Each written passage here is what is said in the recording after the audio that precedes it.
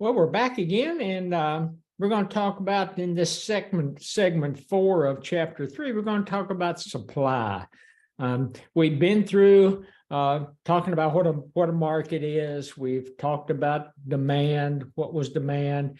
We've looked at some demand shifters, and now we're going to start looking at kind of the seller side of the market. So the first 3 segments, actually the first segment, we talked about just the supply and demand model itself. And then with demand and then the demand shifters, we talked about the buyers, or the individuals that are purchasing goods and services. In this one, this segment, we're going to talk about those individuals that are supplying the goods and services. So similar to the demand curve, and that the demand curve that we're using in this simplified model of prices and quantities, it's a linear line, or it's a linear slope. It's the supply curve is also going to be a linear slope.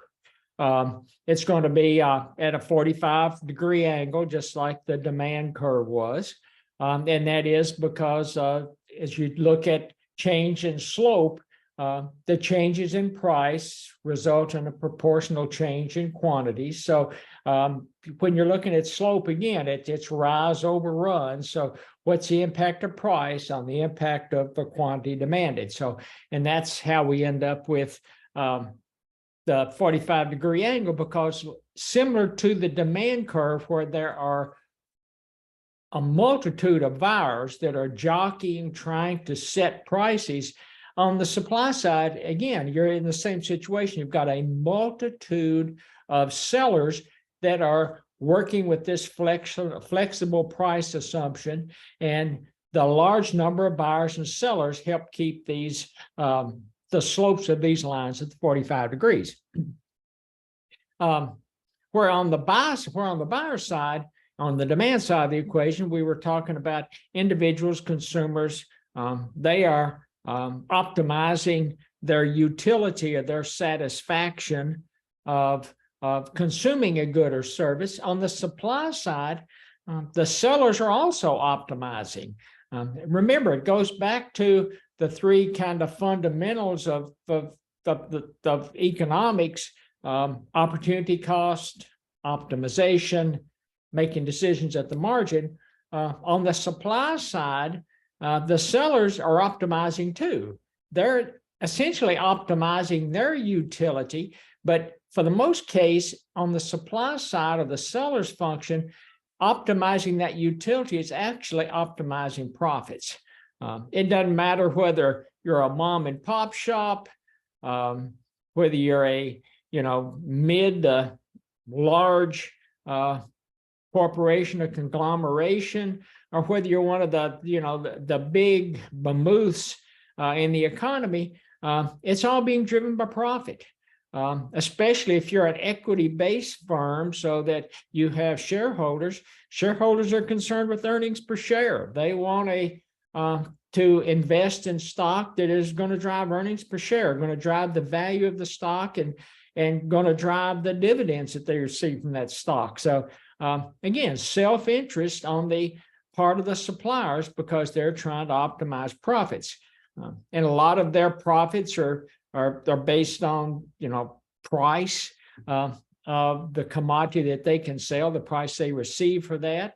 Looking at the factors of production, again, we're talking about labor, we're talking about capital stock, or in some instances, financial capital. We're talking about natural resources. And again, we're talking about technologies and entrepreneurship. So, trying to minimize. So they're trying to maximize price. They're trying to minimize the cost of production, or the factors of production, or the cost of those factors. And then also the number of sellers in the market is going to depend on kind of how the viewers or how the producers of goods and services decide to get into a market or decide to move out of a market. There have been, then I'll just give you an example of Atlanta when you're talking about number of sellers. So Atlanta, you've got, as far as grocery store chains, you've got Trader Joe's, you've got Kroger's, you've got Publix, you've got Sam's, you've got BJ's, you've got Costco. And then you've got some of the, and I don't want to, I hate to call them discounts, but you've got some of the Walmarts of the world.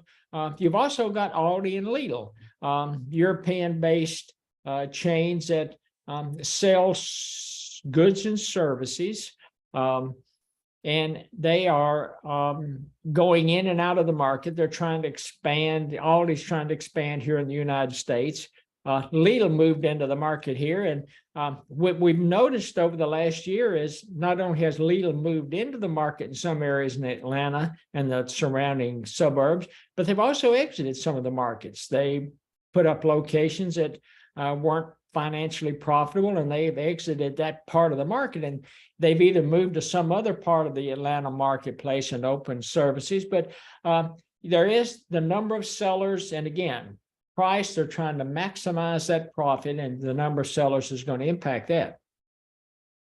Law of supply basically says that an increase in price typically generates an increase in the number of goods and services provided. So as price goes down, quantity supply, as price goes up, the quantity supplied goes up. As price goes down, the quantity of supplies go down. So suppliers, sellers are extremely conscious of the price that they're going to receive from their production process.